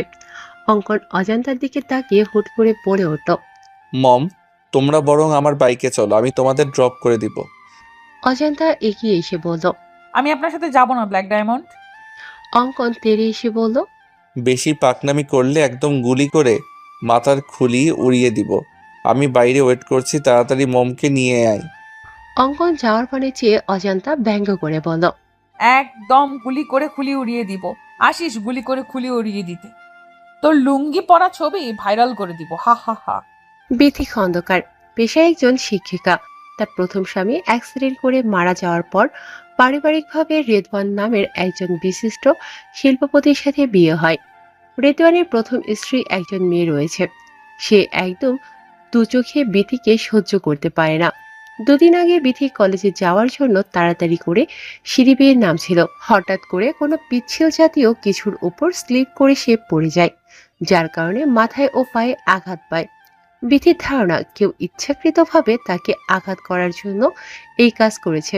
যদিও সে জানে এই কাজ করেছে, তবুও কিছু না বলে মুখ বুজে সবটা সহ্য করে নিয়েছে। বিথি এখন একটু সুস্থ, যার কারণে বাসায় নিয়ে আসা হয়েছে। তুলি নামের এক নার্সকে রাখা হয়েছে তার দেখভালের জন্য। তুলি তাকে মেডিসিন দিচ্ছে। এমন সময় কলিং বেল বেজে ওঠে। কলিং বেলের আওয়াজ শুনে বিথি বলল। নিশ্চয় কাজের মেয়েটা এসেছে। বিথি উঠতে গেলে তুলি বলল। আরে আরে ম্যাম, আপনি উঠছেন কেন? এখনো পরিপূর্ণভাবে সুস্থ হননি আপনি। আপনি শুয়ে থাকুন, আমি গিয়ে দেখছি কে এসেছে। তোমাকে রাখা হয়েছে আমার দেখভালের জন্য, তুমি বাসার কাজ করবে, এটা কেমন দেখায়? দেখুন ম্যাম, মানুষ মানুষের জন্য। আমি যদি এইটুকু আপনার জন্য না করতে পারি, তাহলে কেমন মানুষ আমি? ঠিক আছে, তাহলে এই খাবারটাও নিয়ে যাও, আমি আর খেতে পারছি না। তুমি বরং খাবারটা বাহিরে ডাস্টবিনে ফেলে দাও, না হলে রেদওয়ান এসে বকাঝকা করবে। কেন খাবার না খেয়ে রেখে দিয়েছি এজন্য। ঠিক আছে ম্যাম। তুলি এক হাতে খাবার প্লেট নিয়ে অন্য হাতে দরজা খুলে নাতাশা চৌধুরীকে দেখা মাত্র চমকে ওঠে, যার ফলে তার হাতে রাখা খাবারের প্লেট নিচে পড়ে যায়। তুলি এক হাতে খাবারের প্লেট নিয়ে অন্য হাতে দরজা খুলে নাতাশা চৌধুরীকে দেখা মাত্রই চমকে ওঠে, যার ফলে তার হাতে রাখা খাবারের প্লেট নিচে পড়ে যায়। নাতাশা চৌধুরী অবাক হয়ে জিজ্ঞেস করল। এ কি মেয়ে, কি হলো তোমার? আমাকে দেখে এভাবে চমকে উঠলে কেন? চিনো আমাকে? তুলি তৎক্ষণাৎ নাতাশা চৌধুরীর পা জড়িয়ে ধরে বলল। আমাকে আপনি ক্ষমা করে দিন ম্যাম, আমি আপনার সাথে অনেক বড় অন্যায় করেছি, কিন্তু কথায় আছে না, পাপ কখনো বাপকেও ছাড়ে না। আমার ক্ষেত্রেও সেরকমই হয়েছে। কখন যে আমার করা ক্ষুদ্র ক্ষুদ্র অন্যায়গুলো ধীরে ধীরে পাহাড় সমতুল্য হয়ে গিয়েছিল, আমি টেরও পাইনি। আমার করা পাপের ফল আমার সন্তানেরা ভোগ করছে। এক মায়ের মুখে হাসি ফুটাতে গিয়ে অন্য মায়ের মুখে হাসি কেড়ে নেওয়ার জন্য সৃষ্টিকর্তা আমার নিজের মুখের হাসি কেড়ে নিয়েছে। জানি আমার অপরাধের কোনো ক্ষমা হবে না, তবুও ম্যাম পারলে আমাকে ক্ষমা করে দিবেন। এতগুলো বছর আমি শান্তিতে ঘুমাতে পারিনি। আমার করা অন্যায় আমাকে ঘুমাতে দেয়নি, প্রতিনিয়ত আমাকে কুরে কুরে খাচ্ছিল। অবশেষে আজ আপনার দেখা পেলাম, প্লিজ আমাকে ক্ষমা করবেন ম্যাম। নাতাশা চৌধুরী পা ছাড়িয়ে বললেন। আরে আরে, কি করছো কি তুমি? কি আবল তাবল বকছো? তাছাড়া আমি তোমাকে চিনিও না। তোমার হয়তো কোথাও ভুল হচ্ছে। আমার জানা মতে তুমি আমার কোনো ক্ষতি করনি, তুমি হয়তো অন্য কারোর সাথে আমাকে গুলিয়ে ফেলছো।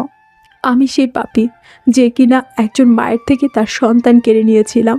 হ্যাঁ, আমি আপনার মেয়েকে আপনার থেকে কেড়ে নিয়েছিলাম। তার মানে আমি ঠিক ছিলাম, আমি সেদিন মৃত সন্তানের জন্ম দেইনি। হ্যাঁ ম্যাম, 5 বছর ধরে আমার কাজিন নিঃসন্তান ছিল। শুধুমাত্র একটা সন্তানের জন্য প্রতিনিয়ত শ্বশুরবাড়ির সবার কাছে নির্যাতনের শিকার হতো। এমনকি ওর স্বামী ওকে ডিভোর্স দিতে চেয়েছিল। একদিন হসপিটালে এসে ও আমার হাত জোর করে বলে ওকে যেন একটা বাচ্চা চুরি করে দেই, এতে যদি কোনোভাবে ওর সংসারটা টিকে যায়। আমি প্রথমে রাজি হইনি, পরে ও আমাকে নানাভাবে ইমোশনাল ব্ল্যাকমেল করে। এক পর্যায়ে আমি রাজি হই। আমার টার্গেট ছিল কোনো বড়লোকের সন্তান চুরি করা। আমার কাজিনকে কথা দেওয়ার 2 দিন পরে আপনি হসপিটালে এডমিট হন। খোঁজ নিয়ে জানতে পারি আপনারা অনেক বড়লোক, কিন্তু আপনিও 8 বছর নিঃসন্তান থাকার পরে একটা বাচ্চার মুখ দেখতে যাচ্ছেন। যখন এটা জানতে পারলাম তখন আমার সিদ্ধান্ত থেকে আমি সরে আসি। কিন্তু বিপত্তি ঘটে আপনার মেয়ে হওয়ার পর। ডক্টর যখন সমস্ত ফর্মালিটি পূরণ করে চলে যায়, তখন আমি আর মীরা একজন নার্স থাকি ওখানে। কিছুক্ষণ পরে একজন ওয়ার্ড বয় এসে জানায় মীরাকে নাকি কেউ ডাকছে।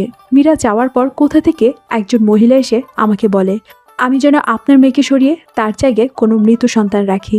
ব্যাস, এইটুকু কাজের জন্য যে আমাকে 50,000 টাকা দিতে চায়।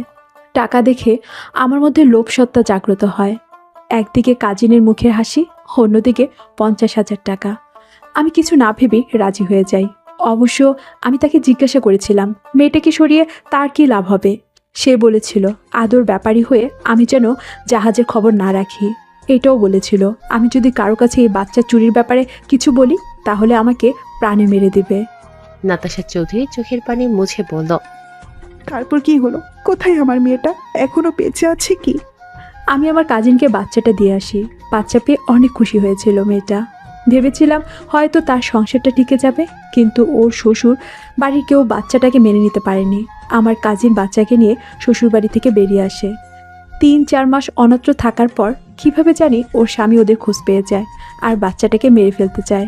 পরে আমার কাজিন বাচ্চাটার জীবন বাঁচাতে কোনো এক বড়লোকের বাড়ির মধ্যে রেখে আসছিল।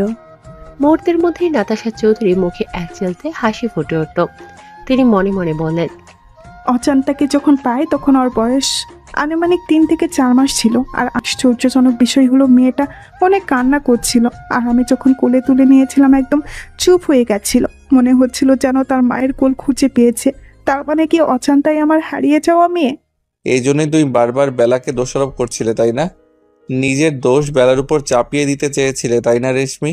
কিন্তু তোমার ছোট্ট একটা ভুল আমাদেরকে খুনি পর্যন্ত পৌঁছে দিল। হয় সাহেব, আমি এসব করছি। আমার পুরাটার বড় অসুখ হয়েছে, চিকিৎসার জন্য মেলা টাহালা প্রয়োজন। কত মানুষের কাছে হাত পাতিছি, কেউ সাহায্য করি নাই। আর মানুষ সবসময় মানুষের দুর্বলতা খোঁজে, দুর্বলতার সুযোগ নিয়ে সুযোগের সৎ ব্যবহার করে, যেমনটা আমার সাথে করছে। আমি যখন টাহাল দহি হন্যে হয়ে রাস্তায় রাস্তায় বেড়াচ্ছিলাম, তখন এক বেডা আমারে কইল আমার পোলার অসুখ সারা সমস্ত খরচ সে বহন করবে, বিনিময়ে আমার বেড়ারে জঙ্গলে নিয়ে যেতে হবে। আপনি নিজেই কোন সাহেব, কোন মা চায় তার কলিজার টুকরোকে চোখের সামনে মরতে দেখতে? আমি কিছু না ভেবেই রাজি হয়ে যাই। ওই বাচ্চাদের যে বেড়া নিয়ে গেছিল সে শিশু পাচারকারীদের সাথে জড়িত ছিল। এটা বেলা পরে বুঝতে পারে। বেলা পুলিশের খবর দেওয়ার হুমকি দেয় তাদের। আর তখনই বেলাকে তারা একটা বন্ধ কামরায় আটকে রাখে। বেলা অনেক চালাক চতুর ছিল, যার জন্য সহজেই তাদের চোখে ধুলো দিয়ে চলে আসে। এইখানে আসার পর বেলা আপনাদের খবর দিতে চায়, কিন্তু তার আগেই আমি ওকে জঙ্গলে নিয়ে যাই। বাকিটা তো আপনারা জানেন সাহেব। নিজের ছেলেকে বাঁচানোর জন্য খুনের মতো এত জঘন্য একটা কাজ করতে একটু বিবেকে বাঁধেনি তোমার? তুমি আমাদেরকে বলতে পারতে, আমরা তোমার বাচ্চার চিকিৎসা করাতাম। আচ্ছা, ওই লোকটা কে ছিল যে বাচ্চাদের নিয়ে গিয়েছিল? আর এসবের পিছনে কে বা কারা রয়েছে কিছু বলতে পারবে তুমি? এসবের পেছনে একজন বেডি মানুষ আছে সাহেব। তুমি শিওর? হ্যাঁ সাহেব, যে বেটা বাচ্চাদের নিয়ে গেছিল সে ফোনে করছিল, মা ওইদিকে সব ঠিকঠাক আছে তো?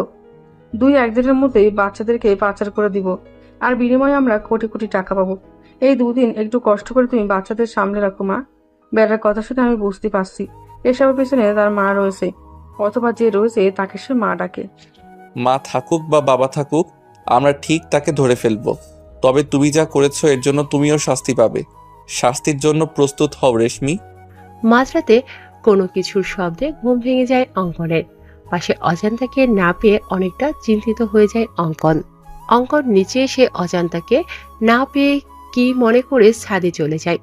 ছাদে এসে দেখে কেউ একজন ফিসফিসিয়ে কথা বলছে, যা পুরোপুরি বোঝা যাচ্ছে না। অঙ্কন বোঝার চেষ্টা করে ঠিক কি কথা হচ্ছে। অঙ্কন সামনের দিকে এগিয়ে যেতেই তার কানে বাজে, বাচ্চাদেরকে এই চৌধুরী মঞ্জিলে রাখা হয়েছে শুধুমাত্র সকালের অপেক্ষা, সকালে তাদের পাচার করে দেওয়া হবে। মুহূর্তের মধ্যেই অঙ্কনের পা থমকে যায়। অঙ্কন ভাবতে থাকে, কে হতে পারে এই মহিলা? কণ্ঠস্বর ভালো করে বুঝতে পারছি না। আমাদের বাড়িতে মহিলার সংখ্যা 4 জন, মম, অজান্তা, সুইটহার্ট আর বেলি। মম বা সুইটহার্ট এখন এই কাজ করবে না। তাছাড়া মম ড্যাড তো ঘুমোচ্ছে, সুইটহার্টও নাকি অসুস্থ। বেলি রুমও ভেতর থেকে লক করা দেখে আসলাম। একমাত্র অজান্তা রুমের বাইরে রয়েছে।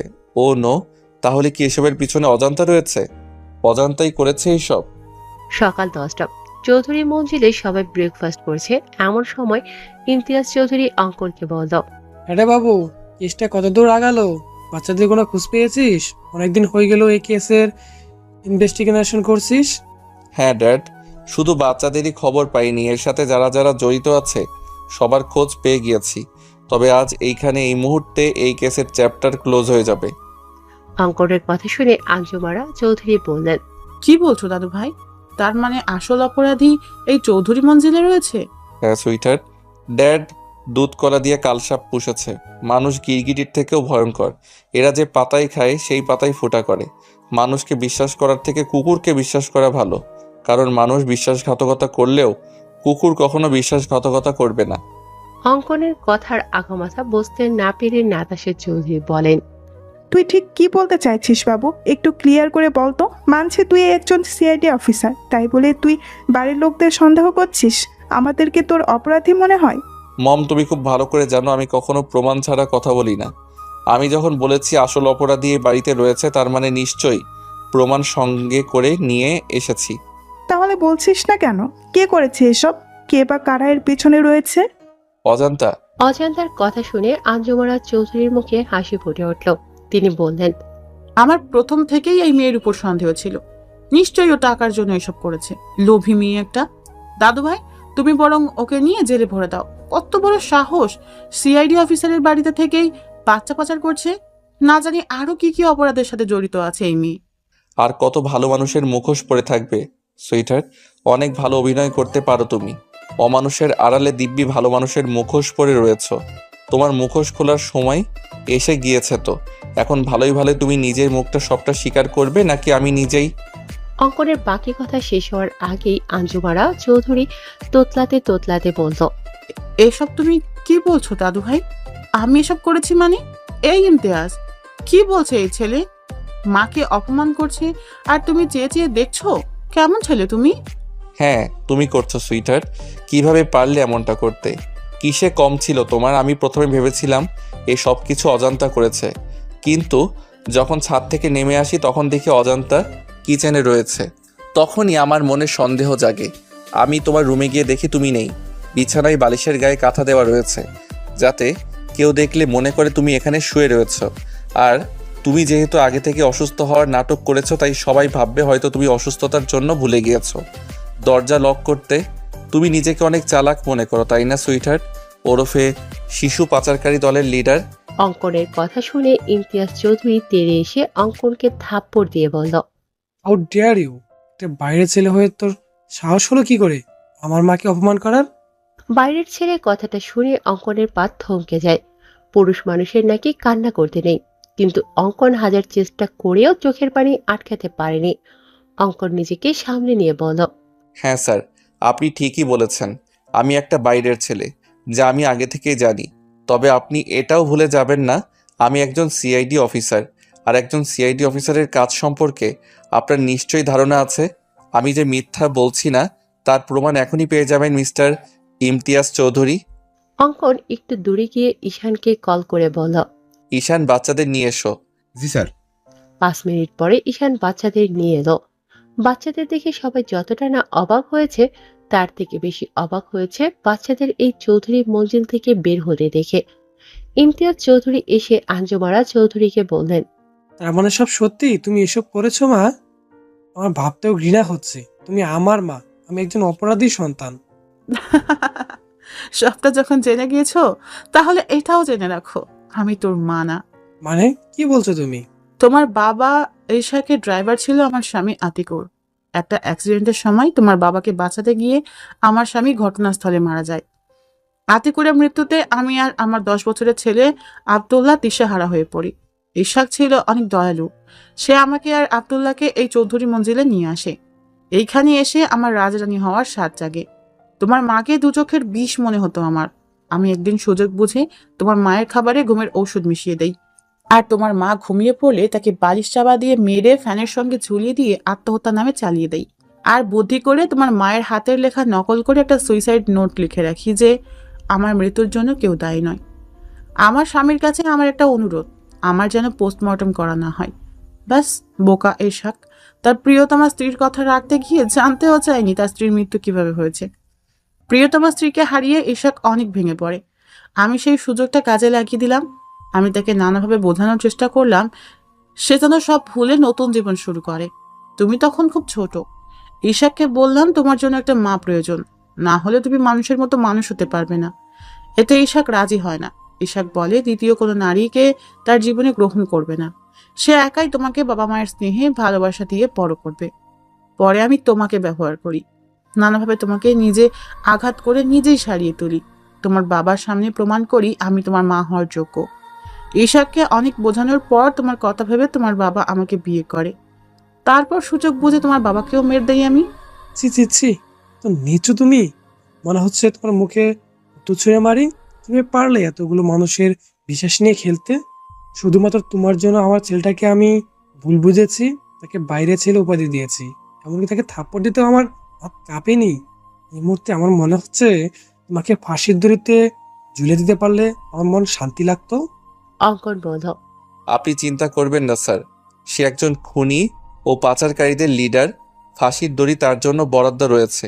ও সুইটার, একটা কথা বলতে ভুলে গিয়েছিলাম, তুমি একা ফাঁসির দড়িতে ঝুলবে না। তোমার আদরের ছেলে আব্দুল্লাহ, যার জন্য এত কিছু করেছো তুমি, সে আব্দুল্লাহও তোমার সাথে ফাঁসির দড়িতে ঝুলবে। আমি আমার দোষ স্বীকার করে নিয়েছি। প্লিজ আমার ছেলেটাকে ছেড়ে দাও। ও তো কোনো খুন করেনি, ও শুধু আমার সঙ্গ দিয়েছে। ওকে প্লিজ ছেড়ে দাও। কেউ ছাড়া পাবে না। তুমি না মা? কেমন মা তুমি? মায়েরা সন্তানদের সঠিক শিক্ষা দেয়, আর তুমি নিজের হাতে অপরাধী তৈরি করছো। অপরাধ করার আগে তোমার ভাবা উচিত ছিল এর ফল কেমন হবে। এখন যাও, 14 শিকের মধ্যে গিয়ে মা ছেলে মিলে কোটি কোটি টাকার হিসাব করো। চলো সুইটার। 1 মিনিট দাদু ভাই, জীবনে কখনো ভালো কাজ করিনি আমি। পাপের সাগরে ডুবে থেকেছি, আর তার ফলস্বরূপ ফাঁসির দড়ি আমার অপেক্ষা করছে। জীবনের এই অন্তিম সময়ে এসে অন্তত একটা ভালো কাজ করে যেতে চাই। নাটক না করে যা বলার তাড়াতাড়ি বলো। আঞ্জুমারা চৌধুরী নাতাশার কাছে এসে পা জড়িয়ে ধরে বলল, আমাকে তুমি ক্ষমা করে দিও। আমি তোমার জীবন থেকে সমস্ত সুখ কেড়ে নিয়েছি। নাতাশা চৌধুরী পা ছাড়িয়ে নিয়ে বললেন, নাটক বন্ধ করুন প্লিজ। বাবু, এই মহিলাকে নিয়ে যা, আমার সহ্য হচ্ছে না এই মহিলাকে। চলে তো আমি যাবই বৌমা, তবে যাওয়ার আগে একটা কথা বলতে চাই। হ্যাঁ বলুন, আর কি কি চমক দেওয়ার বাকি আছে? এমনিতেই অনেক চমকপ্রদ কথা শুনিয়েছেন, আর কিছু শোনার ইচ্ছে হচ্ছে না। তবুও শেষ ইচ্ছে বলে কথা, বলুন কি বলতে চান। অজান্তাই তোমার হারিয়ে যাওয়া মেয়ে বৌমা। এক্ষুনি কি বললেন আপনি মা? আবার বলুন। অজান্তাই তোমার হারিয়ে যাওয়া মেয়ে। তুমি সেদিন মৃত সন্তানের জন্ম দাওনি। আমি চাইনি তোমার কোনো উত্তরাধিকার পৃথিবীর আলো দেখুক। তাই তো সেদিন তুলিকে দিয়ে তোমার মেয়েকে সরিয়ে তার জায়গায় মৃত ছেলে রেখে দেই। কিন্তু তুলির কাজিন গাধাটা আর কোথাও ওকে রাখার জায়গা পায়নি, মরতে মরতেই চৌধুরী মঞ্জিলে রেখে যায়। আর তুমিও অন্যের সন্তান মনে করে নিজের সন্তানকে কোলে পিঠে বড় করো। যাই হোক, অনেক ক্ষতি করেছি তোমাদের। এখন তো আর আমি থাকছি না। আই হোপ তোমরা সুখে শান্তিতে বসবাস করতে পারবে। নাতাশা চৌধুরী এসে অজান্তাকে জড়িয়ে ধরে চোখে মুখে অজস্র চুমু দিয়ে বলল, তার মানে আমার ধারণা সঠিক ছিল, একজন মা কখনো তার সন্তান চিনতে ভুল করে না। তুই অজান্তা নোস মা, তোরা পরিচয় আছে। তুই এই চৌধুরী মঞ্জিলের একমাত্র রাজকন্যা। তুই আমার আর ইমতিয়াজের মেয়ে। বলে অজান্তাকে বুকের সাথে মিশিয়ে নিলেন নাতাশা চৌধুরী। এই জন্যই আমি তোমার গায়ে মায়ের গন্ধ পেতাম, তোমার প্রতি টান অনুভব করতাম। তুমি আমার মাথায় হাত বুলিয়ে দিলে আমার সারাদিনের ক্লান্তি দূর হয়ে যেত। কারণ তুমি যে আমার মা, আমার শান্তির জায়গা। ইমতিয়াজ চৌধুরী এসে বলল, জানিস মা, আমি তোকে দেখে সবসময় আফসোস করতাম এই ভেবে যে তুই আমার নিজের মেয়ে হলি না কেন। যখন আজ জানতে পারলাম তুই আমার নিজের মেয়ে, তখন মনে হয়েছিল পৃথিবীর সমস্ত সুখ আমার হাতের মুঠে চলে এসেছে। কিন্তু একটা বিষয় আমাকে কুরে কুরে খাচ্ছে। আমি বুঝতে পারছি না বাবুর সামনে কিভাবে দাঁড়াবো। ওকে যে অনেক কষ্ট দিয়েছি। অঙ্কন এসে ইমতিয়াজের হাত ধরে বলল, সমস্যা নেই শ্বশুরমশাই, আমরাই তো। কিন্তু এখন তো আমি এই বাড়ির ঘর জামাই হয়ে গেলাম, তাহলে আপনাদের কি বলে সম্বোধন করব? শ্বশুর আব্বা আর শাশুড়ি আম্মা? নাতাশা চৌধুরী এসে অঙ্কনের কান মলে দিয়ে বলল, এক মুহূর্তের মধ্যে পর করে দিলি আমাদের। জাস্ট কিডিং মম। দেখ বাবু, যা হওয়ার হয়েছে। আমি চাই তোরা নতুন করে তোদের জীবন শুরু কর। এবার দেখিস আমরা সবাই খুব সুখে শান্তিতে থাকবো। ফুলে সজ্জিত বিছানায় এক হাত ঘোমটা টেনে বসে রয়েছে অজান্তা। এই তো কয়েক মাস আগে এরকমই ফুল সজ্জিত বিছানা থেকে তাকে টেনে নামিয়ে দেওয়া হয়েছিল। হাজারো অপমান করা হয়েছিল, কিন্তু সেই অপমানের পিছনে লুকিয়েছিল হাজারো রহস্য, অপ্রকাশিত ভালোবাসা। অজান্তার পুরনো কথা মনে করে চোখ থেকে পানি গড়িয়ে পড়ল। অজান্তার চোখের পানি মুছে দেখে অঙ্কন এসেছে। আমি তো এই বাড়ির ঘর জামাই হয়ে গিয়েছি রে অজান্তা। এখন সবকিছু তোর রাজত্বে চলে গেছে। তোর ঘর, তোর বিছানা, তোর বর। এখন তোর যা ইচ্ছা কর, আমি কিছুই বলবো না। ড্রামা শুধু আমি করতে পারি না, আপনিও খুব ভালো ড্রামা করতে পারেন অঙ্কন ভাই। ভেতরে ভেতরে জ্বলে পুড়ে ছারখার হয়ে যাচ্ছেন, অথচ সবার সামনে কত হাসি মুখে রয়েছেন। খুব কষ্ট পেয়েছেন আপনি সত্যিটা জানার পর, তাই না অঙ্কন ভাই? আমি স্পষ্ট লক্ষ্য করেছিলাম যখন বাবা আপনাকে বাইরের ছেলে বলেছিল আপনার চোখের পানি মুছতে। এতে কষ্ট পাওয়ার কি আছে অজান্তা? আমি আগে থেকে জানতাম আমি এই পরিবারের কেউ না। কিন্তু কিভাবে? আমার ডিএনএ টেস্ট করিয়েছিলাম, কিন্তু মম বা ড্যাড কারো সাথে ম্যাচ করেনি। সেদিন থেকেই আমি শিওর ছিলাম আমি তাদের সন্তান না। কিন্তু আমি জানতাম না আমার আসল পরিচয় কি, আমার আসল বাবা মা কে। প্রথম যেদিন আমি কুসুমপুর এতিমখানায় যাই, সেদিন আমার আসল পরিচয় জানতে পারি। রহমত দাদু অনেক দিন ধরে এতিমখানায় রয়েছে। তিনি আমাকে দেখে আমার পরিচয় জানতে চান। আমি সব কিছু বলার পর তিনি বললেন, তুমি তাহলে সেই অঙ্কন? কত বড় হয়ে গেছো। এতটুকু একটা বাচ্চা ছেলে দেখেছিলাম, আর আজ সে একজন নামকরা সিআইডি অফিসার। ব্যাস, দাদুর কথা শুনে আমার সন্দেহ বেড়ে যায়। আমি আমার নিজের ইনভেস্টিগেশনের কাজে লেগে পড়ি। খোঁজ নিয়ে জানতে পারি আমার মা জমিদার বংশের মেয়ে ছিল। তাদের বংশে প্রেম করা বা প্রেম করে বিয়ে করা নিষিদ্ধ ছিল। কিন্তু একবার কারো যদি প্রেমের বইটা খুলে যায়, তাহলে প্রেম সাগরে ডুবে মরা ছাড়ার কোনো উপায় থাকে না। ঠিক তেমনই হয়েছিল আমার মায়ের সাথে। নানু ভাইয়ের মায়ের বিয়ে ঠিক করে এলাকার চেয়ারম্যানের ছেলের সাথে। মা বিয়ের আসর থেকে পালিয়ে বাবাকে বিয়ে করে। এতে নানু ভাই আম্মুকে ত্যায্য করে দেয়। বিয়ের পর ভুলেও একটা বারের জন্য হলেও কোনো খোঁজ করেনি মায়ের। আমার বাবা একজন সেনা সদস্য ছিলেন। আমার জন্মের কয়েক বছর পরে একটা অ্যাক্সিডেন্টে আমার বাবা মা মারা যায়, কিন্তু সেটা আদৌ অ্যাক্সিডেন্ট না খুন ছিল জানা যায়নি। এমনকি আমার চাচারা আমার বাবা মায়ের মৃত্যুর খবর কেউ আমার নানু বাড়িতে জানায়নি। বাবা মায়ের মৃত্যুর পর চাচারা আমাদের সব সম্পত্তি হাতিয়ে নিয়ে আমাকে এতিমখানায় রেখে আসে। তারপর মম ড্যাড আমাকে এই চৌধুরী মঞ্জিলে নিয়ে আসে। অবশ্য তারা আমাকে দত্তক নিতে চেয়েছিল, কিন্তু সুইটহার্ট নিতে দেয়নি। সুইটহার্ট চাইনি চৌধুরী মঞ্জিলে কোনো উত্তরাধিকার আসুক। সে চেয়েছিল সমস্ত সম্পত্তির মালিক হবে তার ছেলে আবদুল্লাহ। এই জন্যই সুইটহার্ট তোকে ও নার্সকে টাকা দিয়ে সরিয়ে দেয়। ব্যাস, না থাকলো বাস আর না বাজলো বাসি। মোটামুটি সব প্রশ্নের উত্তর পেয়ে গিয়েছি, শুধুমাত্র একটা প্রশ্নের উত্তর ছাড়া। কি প্রশ্ন শুনি? এবাড়ির ঘরজামাই সদা প্রস্তুত আছে তার বউয়ের প্রশ্নের উত্তর দিতে। এখন ঝটপট প্রশ্ন করো দেখি। আমাকে ভালোবাসেন? হ্যাঁ, আমার জীবনের থেকেও বেশি। তাই তো দূরে দূরে রেখেছিলাম তোকে। যেদিন আমি বিডিতে ফিরে প্রথম তোকে দেখি, সেদিনই আমার প্রেমের বইটা খুলে যায়। আস্তে আস্তে প্রেম সাগরে ডুবে যেতে থাকি আমি, কিন্তু আমার এই অনিশ্চিত জীবনের সাথে তোকে জড়াতে চাইনি। ভালোই যখন বাসেন, তাহলে চুক্তির বিয়ে কেন করলেন? সুইটহার্টের কথায়, তবে সেই কন্ট্রাক্ট পেপার ছিল নকল, আর আসল পেপার আমার কাছে রয়েছে, যাতে আমি বা তুই আমরা দুজনের একজনও সাইন করিনি। তাই আমাদের কন্ট্রাক্ট ম্যারেজও হয়নি। দেখ অজান্তা, অনেক হয়েছে পুরনো কথা। আমি আর পুরনো কথা মনে করতে চাই না। প্রথমবার বাসরাত হেলায় অবহেলায় কাটিয়েছি। তাই আমি চাচ্ছি না এইবারও এমনটা হোক।